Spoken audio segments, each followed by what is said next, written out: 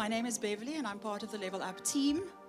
Our office is over here. We're a business development and support program. We aim to inspire, support and capacitate SMEs, as you can see from our poster. Our panel this afternoon is on the Circus of Scale. We had a panel discussion, I think it was 2 years ago, and we called it the pain of scale, and we felt that maybe that made it too obvious. And so we thought maybe the Circus of Scale is a better title. And we've got some heavyweights on our panel this afternoon. But before that, Kino is stuck in traffic, which is why I'm talking, which feels odd, but I'm not channeling Kino. But I do always have to do what he always says. So has anyone not been to Innovation City before? Put up your hand. Megan, put up your hand. Right, so Innovation City is like Tinder for business. There we go. If you want to, it's a beautiful space. It's a beautiful space. Beautiful things happen here. Beautiful people hang out here. If you're interested in finding out more and checking out the beautiful building, please join Nadia at 3 o'clock if you're interested. She's doing a tour. Nadia's over there. So is that it? There we go. And now I'm going to hand over to Paul Nell, who is also part of our team, and he will introduce the panel to you. Over to Paul. Thanks, Bev. Good afternoon, everyone. Very warm welcome. Summer's on its way, which we quite like. And welcome to the Circus of Scale. Just a big thank you to the Innovation City team once again. We were supposed to have this earlier in the year, but because of scheduling issues, because of the busyness of Innovation City, we've postponed towards the end of the year, but saving the best to last, so here we go. We've got a very, I think a very interesting topic coming up with the conversation today, and I'll introduce the panel members now. There's a couple of standing rules which we have, please. Number one is that there's special gifts that the other Paul has brought, which we'll talk through now, so grab if you haven't grabbed yet. The second thing is that this is a conversation today where the three of them are going to share their stories, their highs, their lows, their, all those sort of good things. And I know that we're an Innovation City, but this is not a technology discussion today. This is really a storytelling exercise. If you bring up technology, you are going to get fined 10 Rand. Those 10 Rand go into a kitty where Bev will be buying drinks afterwards. All right, so I'm also the fines master for today. So it's a great pleasure to honor Avi here on my left-hand side from Rentosa. We've got Jason from MobiCred with one of the many hats he'll be talking about today, and then Paul on the other side from Nomu. So because it's the Circus of Scale, we're well balanced. We've got a Paul on either side of the panel, so the scale is working inside of it. But let's just talk about circus. Circus really is entertainment, isn't it? I mean, you go to the circus, most people think of the clown. I sometimes think of a lion tamer or the ringmaster. Whatever there is, there's a couple of weird people in a circus, aren't they? But they are experts at their craft and it's artistic. And so we want to bring that entertainment component into the conversation today. But then also about scale. I mean, because we're sitting here, everyone thinks scale, we're at 100 million exit. I think that's the ballpark, 100 million. Everyone's valued at 100 million. It's not about that scale today. It's about also the balance thereof at the same time. So these three gentlemen have fascinating stories to tell. I will do less of the talking, which is a surprise. Bev will be completely surprised by that. But I'll hand over to them. So what I'm going to do is I'm going to quickly hand over the mic to Avi, and he's going to introduce himself, who Rentosa is, what they do, and then we go around, and from there we're just going to open up. We've got 40 minutes left for conversation with these guys, and then will be questions and answers on the back end of that. All right. If you have questions, this is not a team thing, don't raise your hand. Just write it down, and we'll answer them at the end of the session. Is everyone happy with that? Marvelous. Avi. Thank you, Paul. Thank you to LevelUp and Innovation City for having me today. It's a privilege to be here. So what is Rentosa about? Rentosa came about from ultimately a vision to enable progress for all South Africans. And we're in an economic landscape right now that's characterized by high costs of living, people's disposable income basically dropping on a monthly basis, and they're unable to access the goods they need. And those are simple everyday products like electronic devices and household appliances. And ultimately, as an individual, if you can't access these everyday products, and we term them essential goods, you're actually unable to prosper and progress in your life. You can't achieve your aspirations, whatever those may be. It might be career aspiration, educational aspirations. It might be as simple as just staying into contact with your family and chatting to them. So we set out with that bold ambition, and here we are today, 5.5 years later, a business that has 130 employees across the country, and it's a huge opportunity for us and the country together to enable us to prosper. My role in the business is I'm one of the co-founders and the chief commercial officer. So I've been driving our efforts primarily in the investment space, and I'll certainly give you more insight into that and the discussion of what a circus it has been over the past 5 years. Thank you. Hi, my name is Jason, and I'm the CEO and founder of a company called MobiCred. So if you've shopped online at all, you should have seen us at checkout.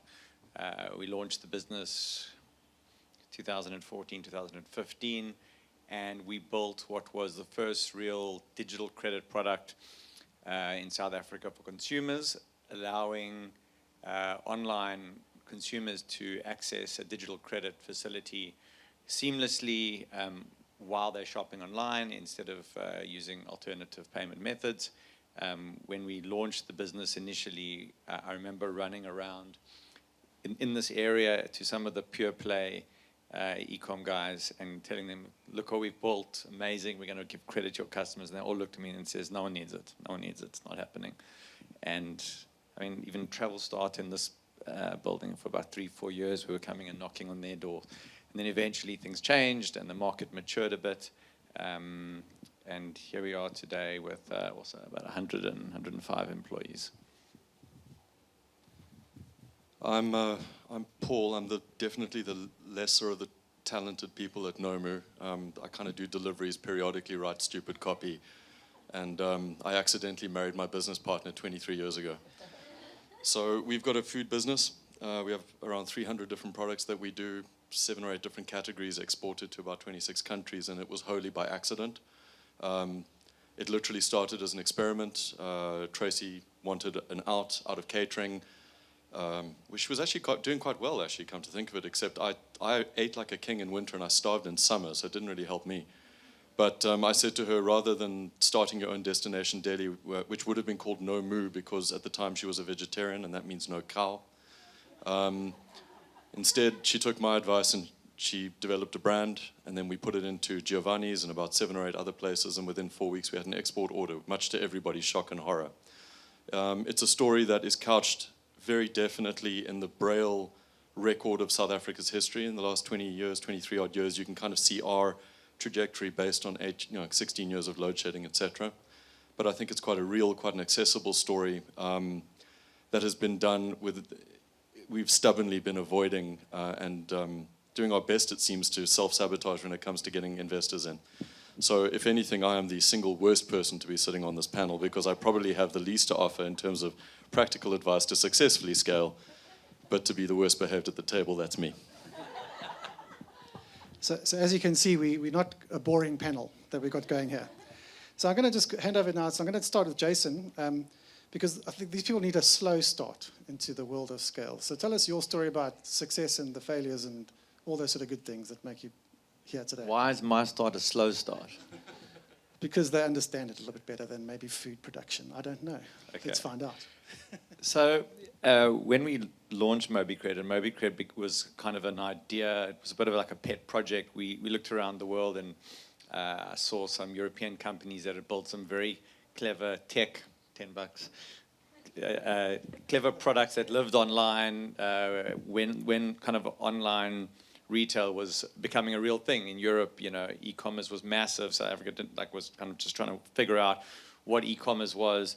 And I figured, well, if you build the right product, when the e-commerce boom hits South Africa, we could be positioned correctly, take advantage of being first mover, and not much more than that in my thinking.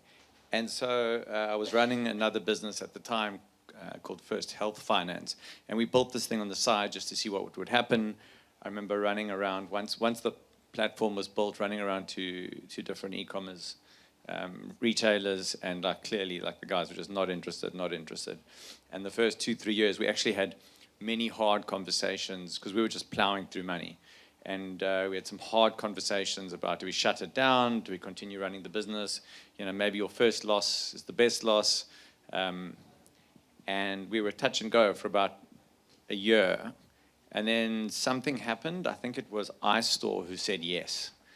And suddenly, that was our first real brand. And then iStore said yes. And then, much the same as many other industries, everyone just becomes copycats. And they kind of follow each other around like sheep.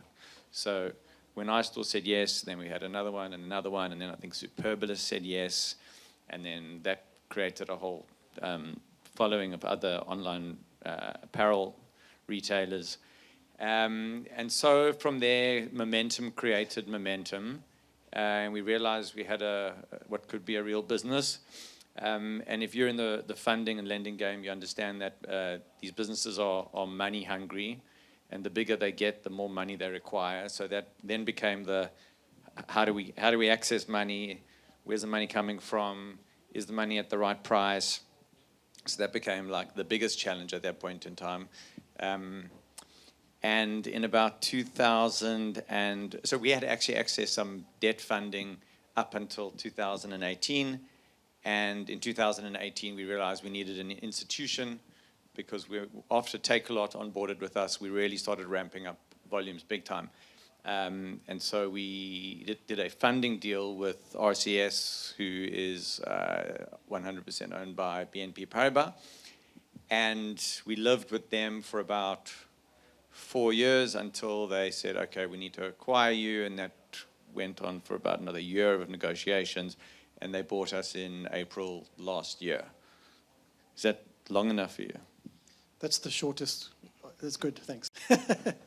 I think what's interesting about that story is that he started off quickly, scaled quickly after a hard graft, put it that way, to the point of actually exit. So I want to go back to you, Paul. You said that you're the worst guy in the room when it comes to the negotiations. Tell us about how do you actually get in the room in the first place?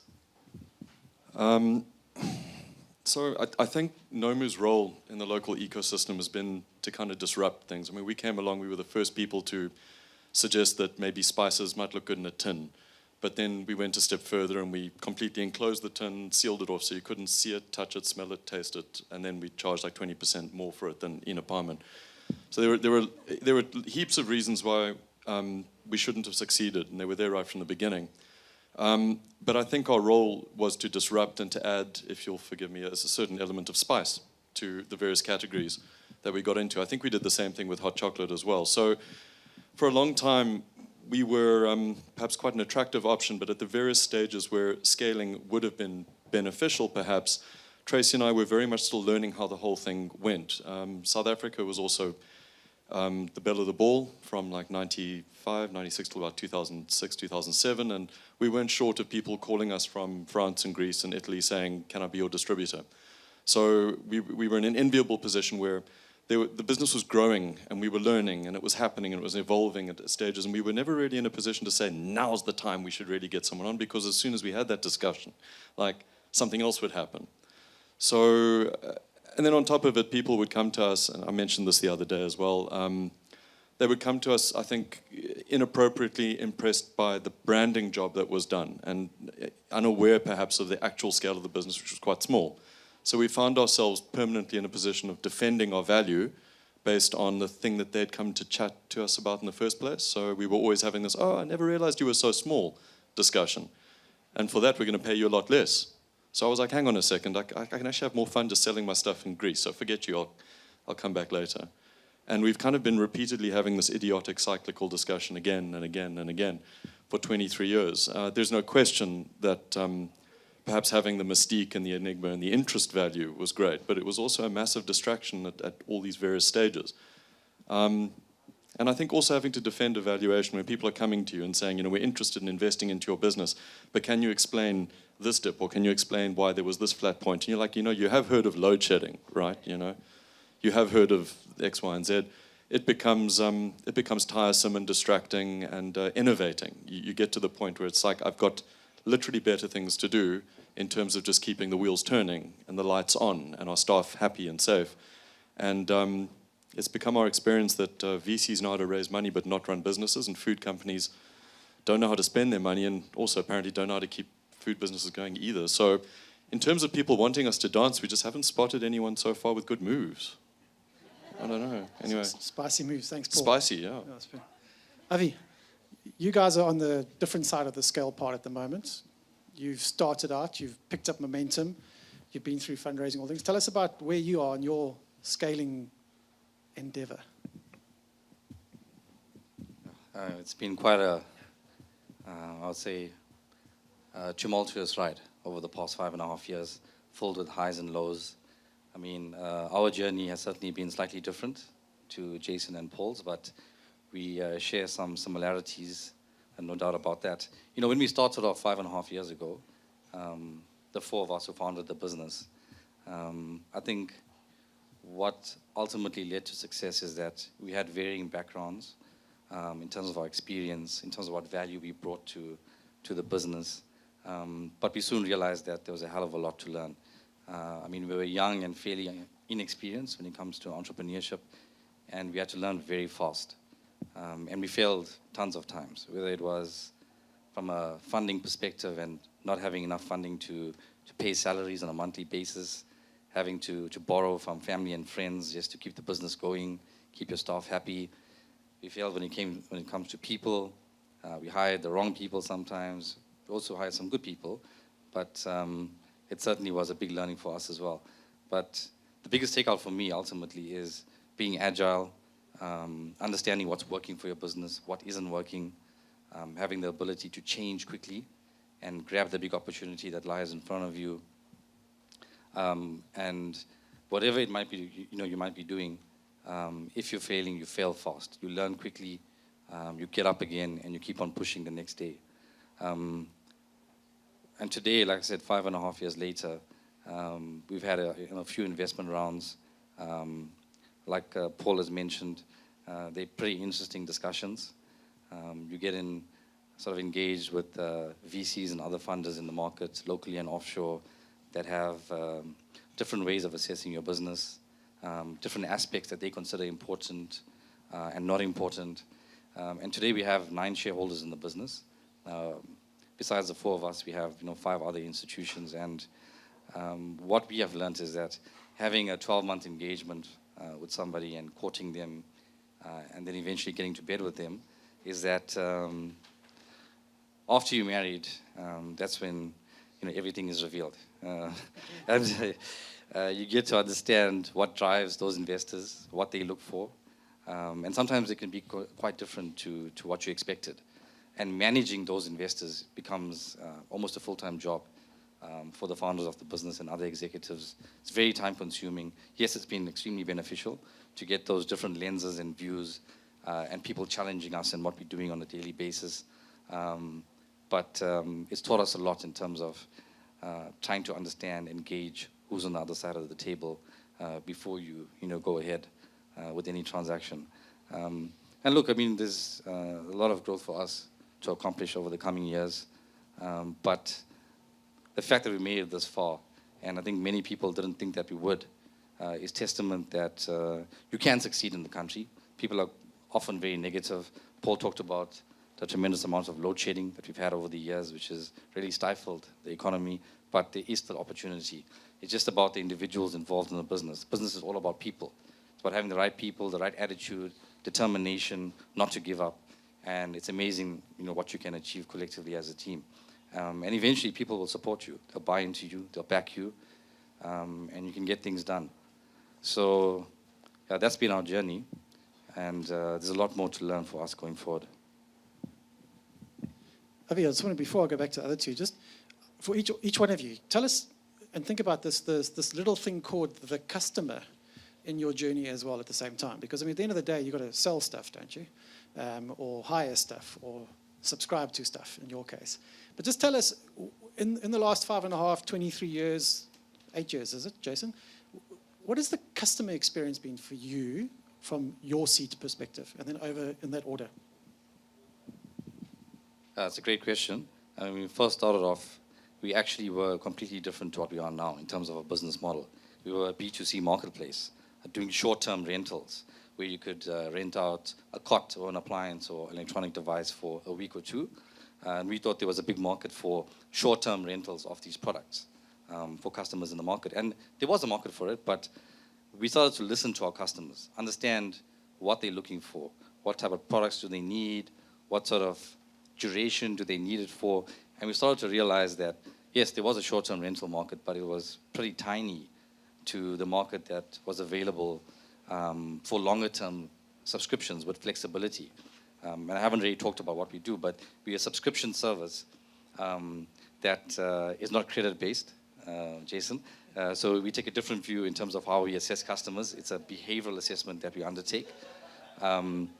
And by providing a subscription to customers, they have flexibility at any point in time. They can swap out their product, get a better one, they can get a cheaper one if they want, they can even cancel at any point in time, but no penalties. And all of these enhancements and tweaks we made have been off the back of understanding our customers. And we're lucky as a business, we have individuals that actually spend every day trying to understand the customer. And it's all about satisfying their need and providing value to the customer. If you're not going to do that, no one's going to take up your product, or you're going to have a very small take-up, right? And we consistently strive to get better at understanding our customers so that we can grow as a business, but we can offer the market what the market ultimately needs. So absolutely, Paul. That's something that every business, in my opinion, has to do daily, and really figure out what we're doing wrong from a customer perspective and how we can get better. Jason? I'll say a few things. The one thing is that between the two of us, I don't think we'll ever give customers the amount of satisfaction that Paul will give them, because they're actually consuming his product, right? Very often, like, credit doesn't really satisfy the customer. It's a facility.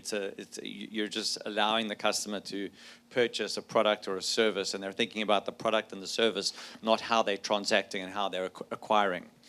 But that being said, the other thing that we've learned, and we certainly did not have all the answers at all. We always thought, like, we better build a product that we think the customer will want, not what they want right now. So as the market matures, we'll be able to have like a product that's fit for purpose at that point in time. And when we launched, I think we were probably the only real alternative credit product around out there at that time. So whether our product was fantastic or horrendous in terms of UX and friction and whatever, it made less of a difference, because that was the only choice. Today the market's more competitive, the landscape's changed, there are other alternatives. And they say, like, if you want to be good, have friends. If you want to be excellent, have enemies. And that forced us to really raise our game, change a bit of our processes, and think about how our product interacts with customers very differently.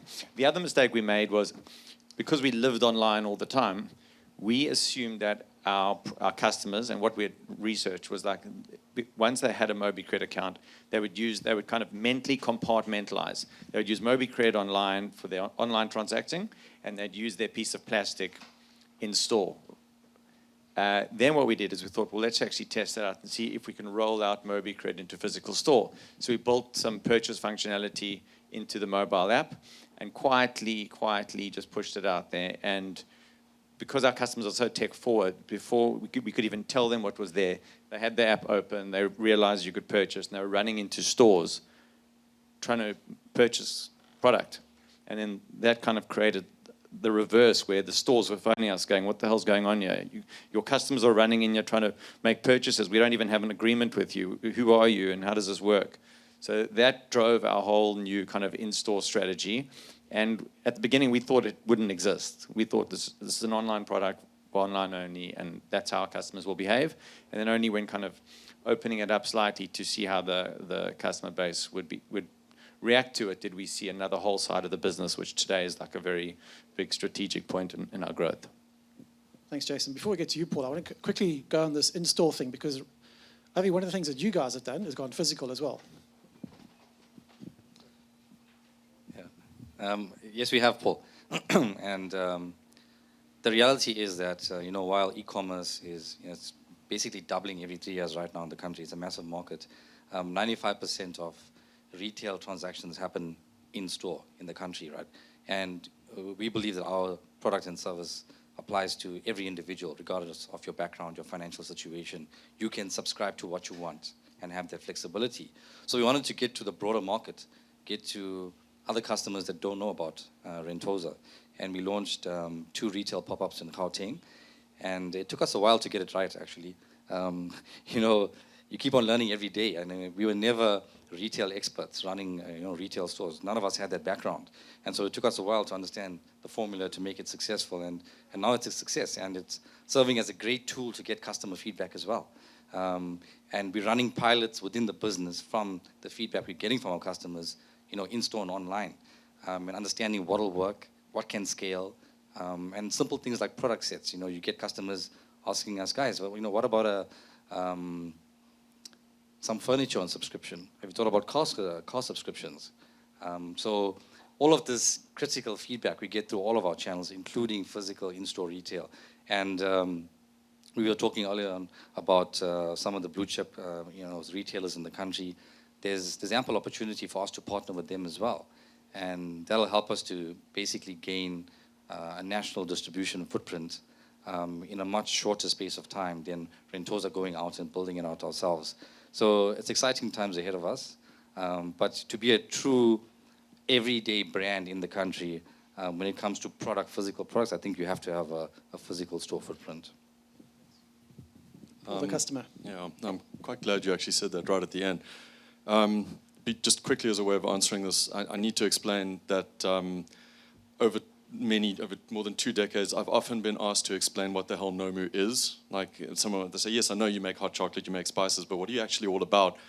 And the only way we've qualified it, or that I've come to qualify it, is to say that we are the most selfishly motivated brand you're going to find. And the reason for that is because we literally only make products we're interested in, which kind of means I'm married to my customer, actually. This is the great conceit of Nomu, is that unfortunately we've never spent a single cent on market research. It's always been us trying to devise products that we believe in, that we want to use and consume ourselves. And that's great if you've got a market full of people like you, but as it turns out in South Africa, that's not the case. So 23 years ago, we had the possibility of a burgeoning middle class, and ultimately I do just sell hot chocolate. It's an unsophisticated concept. It's a very middle class idea, but we don't have one in this country. And I think that explains why for the first 10, 12 years, our export component of our business was so significant. Up until Fannie Mae, Freddie Mac, and an Icelandic volcano, we were about 86% export. And then from, I think, 2008 to 2009, we went from 86% export to 14% export, literally, within the space of 11 months. And we had to reformat and add new products and reconfigure ourselves to be able to fit this new reality. At that point, there wasn't Facebook. There also wasn't Takealot. There wasn't lots of things. We've now tried to adapt ourselves, servicing multiple different customers in multiple different countries, with a product that is still ultimately not really putting them at the front end of consideration. It's a bit stupid. I think you should file this under "Don't do what I did," I can tell you that the South African consumer, certainly from where we're standing, is definitely, for a product like Nomu, has gravitated towards online delivery. That definitely suits them. Takealot, Yappie Chef, At Home Online, they've all become significant players in the overall picture. But to our eternal damnation, we are still reliant on wheels and cement walls and checkout clerks. That's actually, for a product like mine, that's where you still want it. You need immediate gratification. You don't feel like hot chocolate in 2 days' time. You feel like it now when it's cold. So I still have to also treat the retail buyer as my customer. So with us, it's a multi-layer strategy. Before I even get to actually selling to someone who might want to buy my business, because that's like the toughest customer, and I have to explain all of that all over again. So, yeah. Thanks, Paul. I'm going to ask a random, unscripted question. Do you actually want to sell Nomu? Would you? Sorry, let me note that because there's VCs sitting here. I can see them. No. Would it be in the realm of possibility to exit Nomu? I'm giving you 50 Rand fine right there. Yeah. Listen, I think the physical reality is I'm not 24 anymore. I started this business when I've been in advertising for 2 years. The things that drive you change. What gets me out of bed in the morning is causing trouble for Nestle. That is as much fun today as it was 23 years ago. Mostly because it's in a market like South Africa, it's unbelievably easy to kind of find great, you were talking about opportunities. I mean, this country is so full of opportunities for the brave and the bold. You just have to have an insane level of optimism, like being irritatingly optimistic. The worst person at a dining room table, that's who you've got to be. If you want to be self-employed and pay your own salary, believe there's a rainbow, But that rainbow is kind of hard to see sometimes after after 8 years of Zuma and 15 years of load shedding, And despite Sia's achievements, it's a tricky place to necessarily see your brand needing to achieve what it needs to do after this length of time. So would I be open to sell? Everybody is open to sell sooner or later. I don't think that there's no massive religious epiphany there. If the deal is right and it makes sense, sure. But the deal hasn't been right. It hasn't made sense so far, which is not to say we'd be closed off if it did. So as a friend of mine who's a plumber once said to me, everything sells at the right price. Yeah. And I think it's that simple, It is that simple, Zach. All right, Jason. Yeah. We had a chat earlier this week, the three of us, just to introduce ourselves. We all know each other, but now we know each other. And one of the things which I think is really interesting for Jason's story is that when you do get an exit, there's a couple of catches to it, I suppose. Take us through that sort of thing. So that you've been acquired by RCS. What does it mean for Jason, the CEO of MobiCred now, owned 100% by RCS, owned 100% by BNP Paribas? Yeah, so I'm the worst guy to buy because I'm all over the place. I've got ADHD, I'm unstructured, which worked for me when it's your show that you're running. But when suddenly you become part of a big corporate, it's very difficult. You've got to change your rhythm. And the one thing, Paul, to say is that if you're starting something, especially in financial services, because of the regulatory environment and the funding demand, etc., you almost have to know where you're going to exit. So when you're building something, you have to kind of know who you're potentially selling to. You kind of have no idea because you could wind up in a really difficult situation. So we had our game plan. We knew there were 2 or 3 acquirers potentially, and there was a process. And as we mentioned just now, it's like a bit of an arranged marriage. You think it's going to be a wonderful marriage, and mostly it is. And our marriage has actually been quite wonderful. But very often it's an arranged marriage and then you get married, and then the first night you get your kit off and you get into bed and you look at each other and you go, is this really what we married? And it works both ways, very often the big corporates and institutions, they see you as cool and tech and different, which is why most of the time they want to acquire you, but they don't actually really understand how unstructured you can be.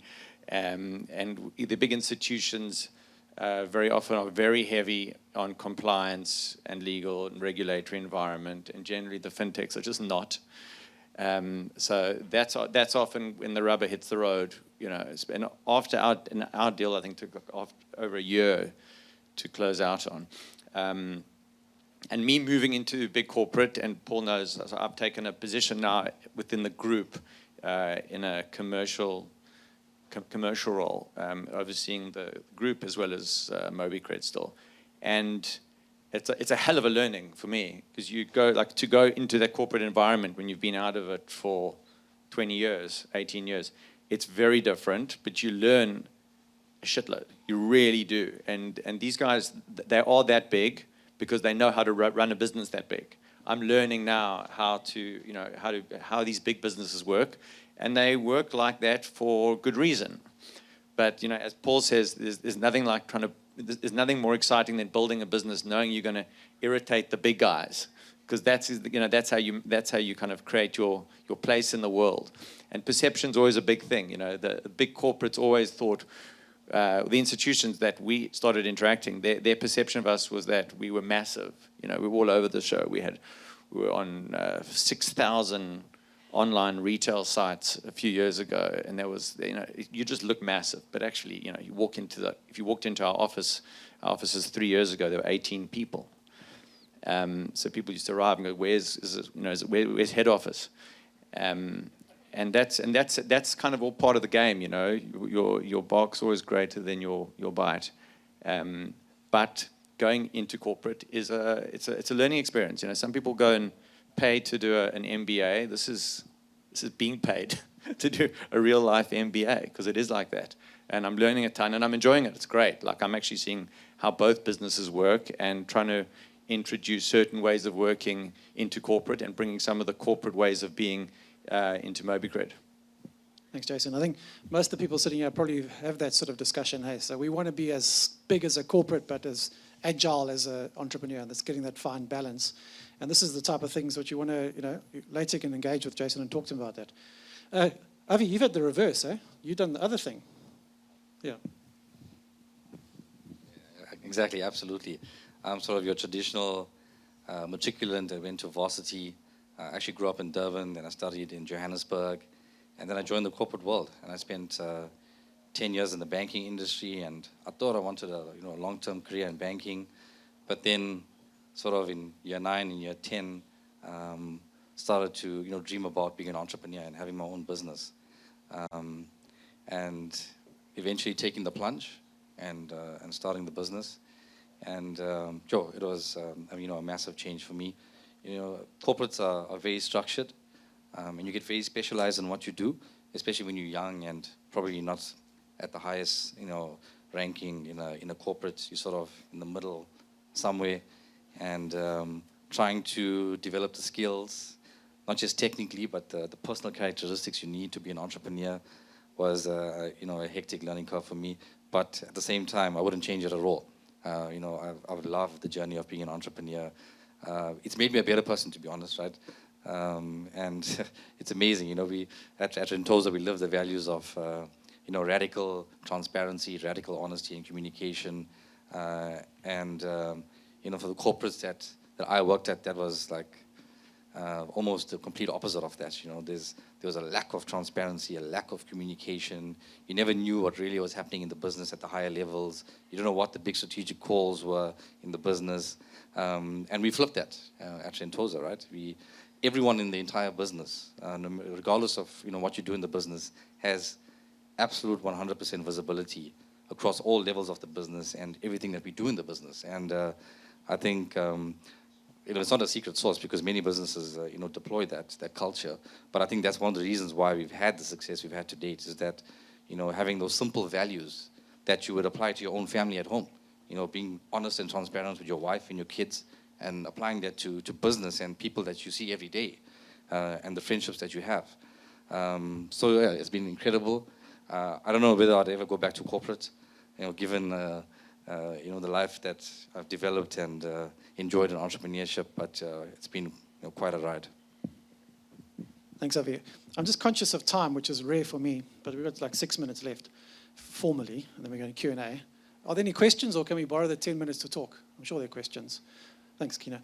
So what I want to do is, because, Avi's touched on a very important part, is the team dynamic. So, these businesses are not one-man shows. You've grown it. You've obviously built a trusted team around you. You've probably made mistakes in terms of your HR strategies and maybe let people go or brought people in or missed talent into your organization. Tell us about that. Paul, we start with you. I know that you've accidentally married your business partner. Yeah. But tell us about them. There's more than just the two of you, I'm sure. Yeah, so Nomu, we are sort of like a puffer fish. People do really think we're a lot bigger than we are, like a little minnow. But we're quite a well-staffed minnow considering. Avi, you mentioned in our chat the other day this idea of scaling being an attractive way to attract the right people and retain the right people. And this, I think, has been if you were to ask me, like, do I wish we'd had scaling at other stages, it would have been yes, purely from a staffing perspective. So I think in South Africa, we're definitely skills short. Compliance is an issue, food accreditation, hygiene, all these sorts of things. They're important. You need very, very good people involved in your business. Just ask Escort Poloni, But for us, Nomu is conspicuously quite heavily structured at the top. There's 66 people. We work in a factory next to the airport. We have about 14 people involved in management, of which 7 are in quality control, which is unheard of in a business, and proportionally speaking. Again, ask Escort Poloni. It's a joke that literally never gets old. The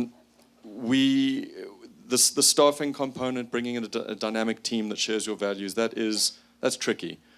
Tracy and I work really hard to build a culture of kind of shared common purpose. We do things like town hall meetings where everyone from the groundsman, the guy who like sweeps the ground, straight up to Trace or myself has a chance to voice a grievance or a concern. We've been regularly handing out 20-year-long service awards recently. It's astonishing. I've seen people who joined us when we worked in Sir George Grey Street up the road. I knew them when they had their first child, and I now know them as a child is matriculated. Some of them have become grandparents on our watch. It's ridiculous. But again, that might be a reflection on the tapestry of the country as well. We are in dire need of the best people, but the best people are not available at a price point that you can necessarily afford without scaling. So that's the truth. I think Nomu really has done the best we can, considering, and I think we've got a very good bunch considering. But, you know, if I want to take on Nestle seriously, I think I probably need a few hundred more people. So until then, I'm just going to be a thorn in their side, like a, you know. Anyway, sorry, I'm a broken record.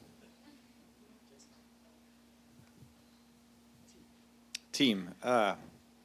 Yeah, so I mean, we never really had an HR strategy. We were just going, we need someone there, and we need someone there. And the only thing I think we did apply consistently is we hired for character and we trained for talent. That was a big thing for us. We generally didn't like bringing in people who had been kind of so trained up that were unchangeable.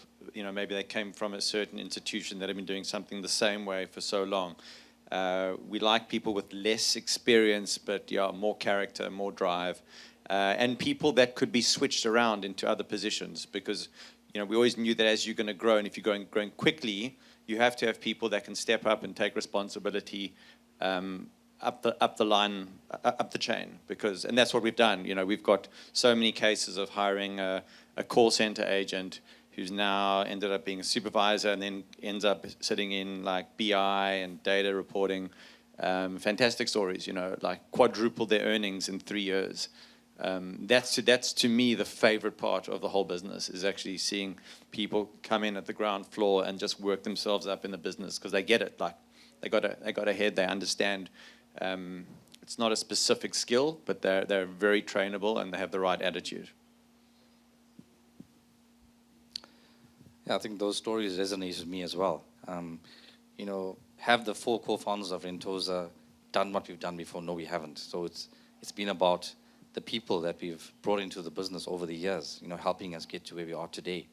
And if I look at where we are right now, and what Paul said is absolutely true for us as well. At the early days, you simply didn't have enough money to hire the best people, right? You had to hire young, inexperienced people. But like Jason said, you hire them for the characteristics, and you're able to train them on the job, because they have that the natural ability to learn and to be taught and grow within the business, right? And that was the approach we took for many years. It's only now recently, in the last, I would say, 12 months, post our investment rounds and post us having a certain level of scale, where we're now actually starting to bring in like some of the best talent in our perspective in certain areas of the business. And we need to do that. If you want to stagnate where we are right now, then we can just continue with the status quo. But if you want to get to where you want to be in future, take the business to new heights, you got to bring in people. And it's a cliche, but they're ultimately better than you. I mean, there's parts of the business we've hired people, like I have no clue what they're doing. Because, I mean, yeah, they've got IP and experience that I've never had. And they bring in new perspectives into the business. They bring in new ways of doing things. And it's actually really exciting. It's a transitory phase in the business where you're now starting to see so much more potential and opportunity because of the people that are now in the business. So it's all about people and having the right alignment and culture and skills in the business. I was going to ask, just before we go to Q&A, just 2 very quick snapshots from each one of you. Number 1, the funniest mistake that you've made in this journey to scaling. And then just a very quick snippet to this audience about what do they really need to focus on to make sure that they can continue on their own successful journeys. I assume that you all scaled and you're all successfully growing your businesses, eh? Yes, okay, good. What else can you add to that? Paul?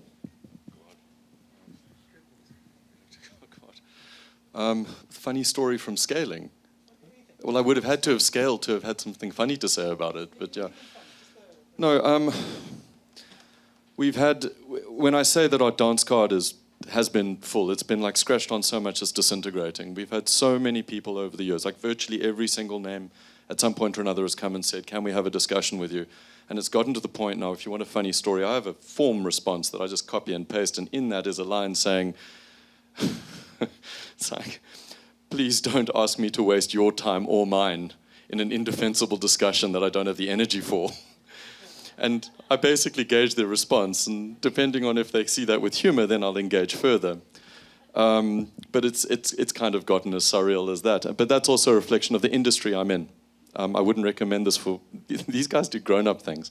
You know, I make spices and hot chocolate. In terms of advice, I'm not sure that, I mean, our experience has been one of pulling back repeatedly from the brink of possibly selling our souls. And it's usually a combination of personalities, numbers, time, circumstance, economics. It's a whole bunch of things where you get to a stage in the discussion where just this actually isn't working. And my advice is trust your gut.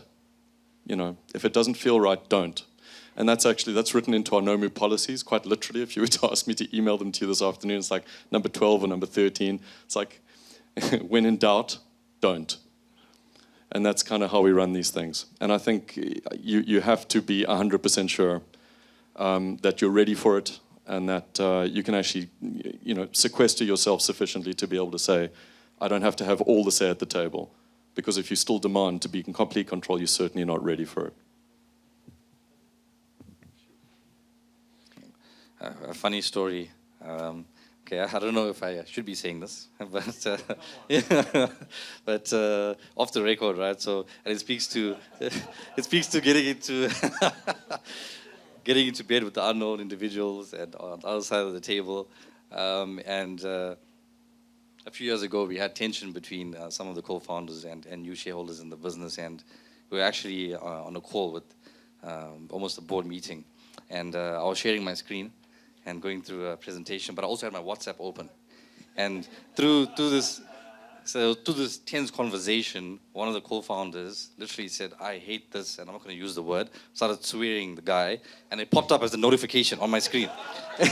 And this guy was on the board meeting, he's a board member and a shareholder, he's like, everyone stop speaking. And he's looking at this message that's popping up on their screen. And then I get a flurry of WhatsApp messages saying, how can he say this? This is ridiculous. You know, where's the etiquette and everything? So that was a funny story. But the guy who said it actually said, I'm so glad it happened because it speaks to our values of transparency and honesty. Imagine exactly the same thing, except when you're married to your business partner. You're like in a really awkward moment and you're just losing interest. You just send a note like, can I flirt with you? Just serious, but it's not serious. Yeah, that was an interesting moment. But those are the funny stories we have, you know, being entrepreneurs. No hard feelings, man. Yeah. Advice-wise, I mean, we've spoken a lot today, you know, about you know, what it takes to succeed.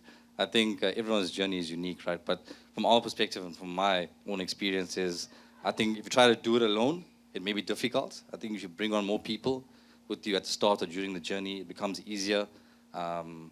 You have people backing each other, believing each other. When energy is low among some people, it's high amongst others, right? And you drive each other. So I think that's an important takeout to success. The other is, I mean, it's cliched, but some people will like your story, like you as people, and some won't, right?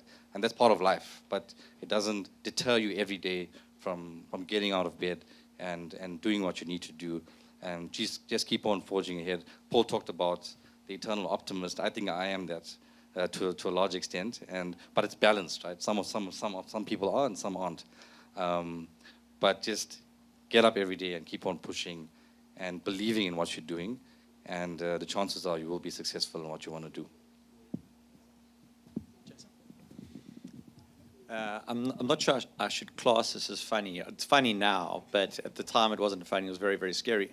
When we launched MobiCred, and we had our very first retailer, I think, was DigiCape, and then there was it was Nasper's own group that ran 5 Rooms, Style 36, and Kinderello. They were based in Woodstock. Massive space, hundreds of employees, and they were like going to be seen to be spearheading the e-commerce environment. And they said yes to us. We're going to we're going to take on MobiCred and let our customers start shopping. And that was like the biggest win for me. We were going to go live with these 3 fantastic brands, and I was so excited. And we actually did go live with them. And it was like a slow testing process over November, December, January. And then I started the year so confidently, and I arrived there to do a presentation to all their guys about like my vision as to how the product was going to help expand their business. And I got taken on this great tour of their premises that were growing, and I was so optimistic, and I had such a little kick in my step. And the next morning, I got a call to say Koos Becker's walked in there and he shut the whole place down. and we went from 4 retailers to 1, and at that point in time, it was like I was done. There was no way we were going to recover from this. And I remember, like, I was going, no, we will not say die. And I went out there and went like door to door to anyone who's involved with online retail. And you could be selling coffee, and I was trying to convince you that you needed to offer credit. So anyone who's online, and I think about it now and I laugh, but it was like, that was in the height of desperation where you're like in like do or die. And like, I remember my behavior, this desperation, and like I cringe now when I think about it and what I must have looked like coming across so desperate. But that's just part of the ride, you know, and that builds resilience. And if you don't have those war wounds, they help you down the line. They do help you, become the person you need to be in the later phases of the business. Piece of advice is it's never a straight line. It's never a straight line. It'll zigzag all over the place.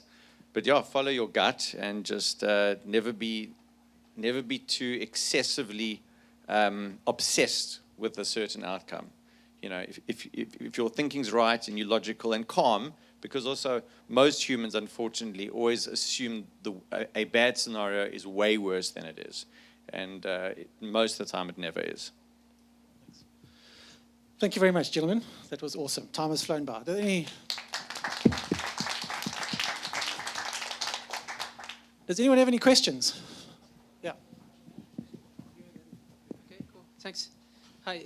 My question is quite general or global. It's in your scaling journeys, were there any areas or milestones where reaching out to external expertise would have helped you be more efficient in your growth? Would you say? I'll take that. So at a certain point in time, I thought I definitely needed to, because I felt like I wasn't winning.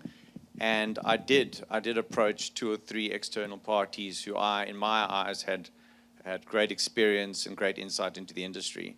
And on all 3 occasions, they came back and they said, you're doing the right thing. Just carry on doing what you're doing. It's the right thing. But, you get so obsessed about it's not going fast enough. It's not going fast enough. I'm not doing the right thing.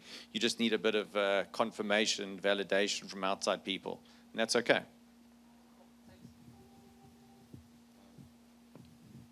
I think in Nomu's story, certainly in terms of financial management, financial control, this was always an area where we felt a bit exposed, a bit weak. So there were definitely moments where the business had grown to a point where we had to, sit down with the bank or sit down with the accountant or whatever, and there was good advice to be found in that as well. I think the lesson there is, we touched on it, is bring in the skills that you don't have, make sure they know more than you do. That was certainly very helpful. At other stages, also, I think getting validation from people you trust is useful, but getting stern criticism from people you don't like is even more useful. So we've always been quite open to engage with opponents. In fact, I called Nestle last week out of the blue just to ask them about what happened to Nesquik, just for fun. And that actually may turn into one of the most formative discussions. It was a very enlightening discussion, but it's amazing where you can get a piece of advice that they don't even realize they're giving you at the time. It's kind of handy. Anyway, chutzpah. You need chutzpah, basically.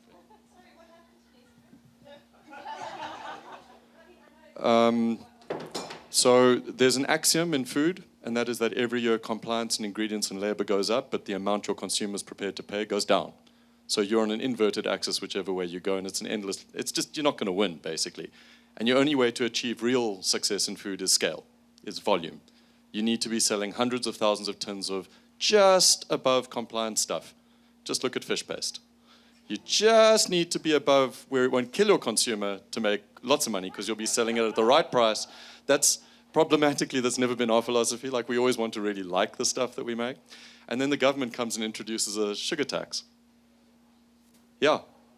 You want to know why there's no Nesquik anymore? It's because the government is actually looking out for our health, actually. And unfortunately, as much as it's a household brand, and you will see other brands in our space swelter, wither, wilter, and die, is because sooner or later diabetes becomes more concerning than margin, or unplayable. That's the truth.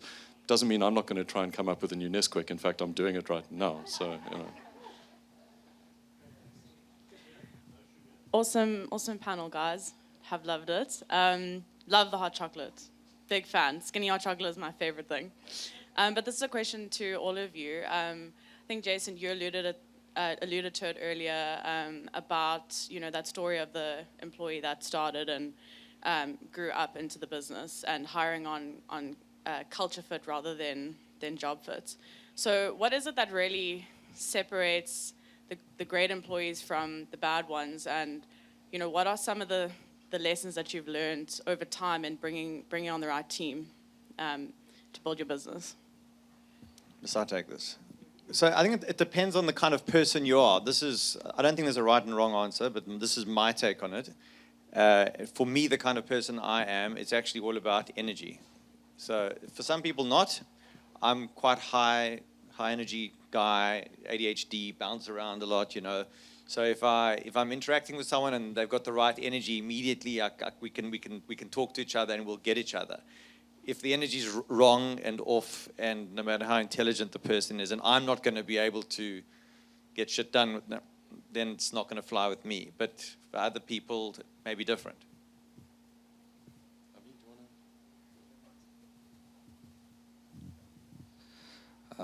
Yeah, so your point on culture is critical, right? But the thing is, you know, what we've learned is it's hard to assess culture in an interview process. Like, a person can be a really smooth talker, talk the talk, but are they actually going to fit in culturally? Right? That's the big question. And although we try to be as transparent and tell the person about, you know, what our culture is like and gauge their interest in that and the excitement for it, it's still difficult. We've now introduced assessments, right? EQ assessments, assessments that assess, you know, how you think and how you go about solving problems, and it's helped. But I mean, we said it before. It's more about getting alignment on culture and personal characteristics than what your degree or what your experience is. If you get those two right, then it's very easy for that person to be successful in what they're doing in the business, right? As soon as there's misalignment in terms of culture and characteristics, that it's just not going to work out. I mean, we've had many examples of that, right? And the reality is, in our culture, and I'll allude to it again about transparency and honesty, some people don't like it, right? Some people don't like the fact that everyone in the company knows what you earn, right? They're like, it's foreign to them, right? They're not used to it. Others love it. They love their transparency. They love the fact that they know everything about the business. So I would say those are the two, you know, critical components of having that fit and people succeeding in a business. In Nomu's case, we have multiple departments, all with multiple specialities. So, for example, a QC person or a food tech person, they need to come with proper accreditation, and after that I need to know that they can speak Tracy. That's the real issue. They need to be absolutely fluent in understanding Tracy, because Tracy is, you know, she's an incredibly driven, very, very meticulous person, and she is the reason we're still, you know, charging along. But no, so am I, man. Yeah. The thing is, you know, I work with a designer. Tennis is like my design partner, and he accommodates my endless need to quote Monty Python. But how can you assess that in your initial interview? So I would say, and I don't mind sharing this, that in fact some of the biggest, most expensive mistakes of our professional career have been where we have employed optimistically rather than realistically. You know, this idea of like employing with the hope that this person might grow into a position, there might be some incredible metamorphosis, has invariably where we've been going wrong. So at this stage in the business where we are right now, Tracy and I would rather hold back on that trip to Plettenberg Bay and employ a proper salesperson. You know, it's that kind of thing. We're in the space now of needing to employ hard skills. And frankly, also, the country has changed over 23 years. I mean, we were all very optimistic, young, fuzzy, delightful, rainbow-type people, alive with possibility 23 years ago. Now it's like, can you deal with the lights being off? Can you just deal with like straight-up discussion? Or are you precious and you're going to be offended by everything? So, I don't know. Sometimes I think I must be the worst boss. Maybe I'm the easiest. But it's a very real place. And I think that's actually, the workplace has become real. And people need to be able to deal with reality. I have one, if I may. I'd like to know, what are the unexpected learnings from your investors? So I've heard one of your investors speak, Avi, at an event, and it blew my mind when I realized what you were also learning from the process. So I know they're a pain, I know they're hard to manage, I know they take up far too much of your time, but what have been any unexpected learnings from them, if any?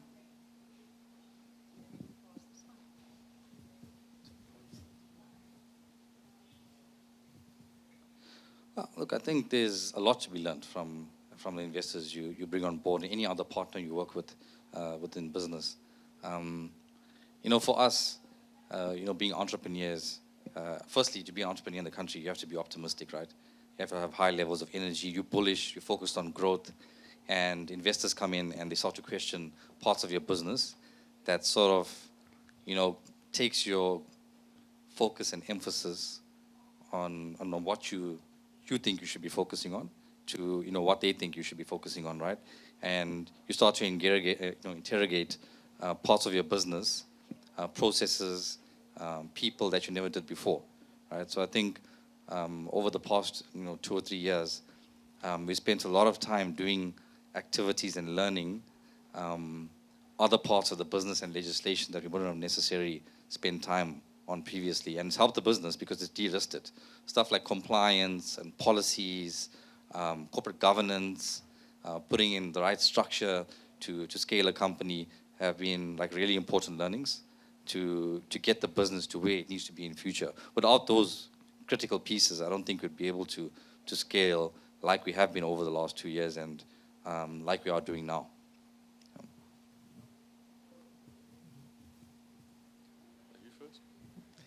I can't say I've had a fortune of learnings. The only thing I think that's been common in 2 or 3 businesses that I've been in, that is rather, it's better to over-communicate with investors generally than under-communicate, because it's one of the big worries that investors will have when they're invested in a company is like silence.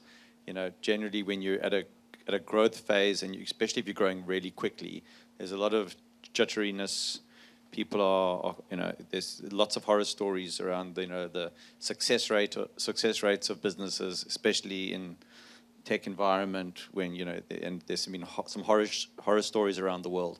So in our world, when we were growing really quickly, over communicating with them always just set a way better tone, even if it's stuff they're never going to read, but just like reinforcing them all the time where you're at, as opposed to going dark, which I've seen in a few other instances in other companies in this industry. Generally, that works. It's a good formula.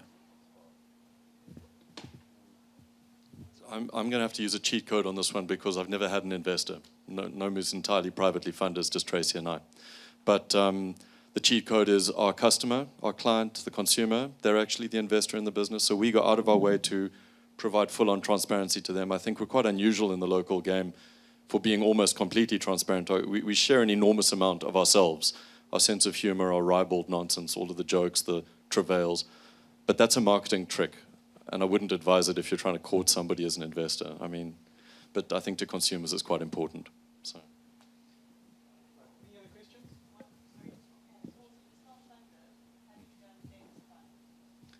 questions? Only recently, a little bit, and it was minuscule. It was project-based. We've gone to Westbank when we need machinery for that kind of thing, and for the rest, FNB is a very close, dear family member. But the problem with family and seafood, it can smell bad after a while. But they've put up with a lot from us, and beyond that, we've tried very carefully. We employ Lithuanian cunning. You never expand unless you're in a position of strength. And we've tried to stage our growth based on what we could afford, not what we really want.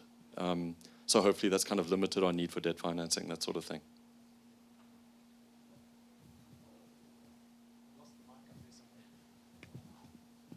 Are there any other questions? So thank you very much, Paul, Jason, and Avi, for your time. Really do appreciate it. It's been a fascinating story. I hope you've all enjoyed it.